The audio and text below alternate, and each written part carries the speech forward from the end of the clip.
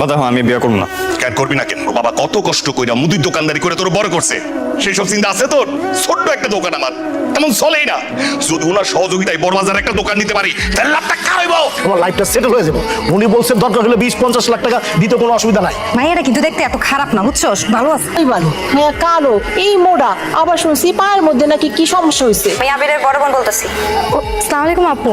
শোনো মাইয়া, আমরা আমাদের পছন্দের মেয়ের সাথে আবিরের বিয়ে দিতে চাই। তোমারে আমরা জীবন মাইনা নিব না। তুমি আবিরের জীবন থেকে সরে দাঁড়াও। আমি তোমাকে ভালোবাসি, আমি তোমাকে ছাড়া বাঁচবো না, আমি তোমাকেই বিয়ে করবো।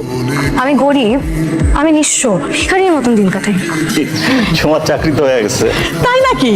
ঘুষ না দিলে কিন্তু হয় না। মাত্র 10 লাখ টাকা। 10 লাখ টাকা ঘুষ দিতে হবে এই চাকরির জন্য?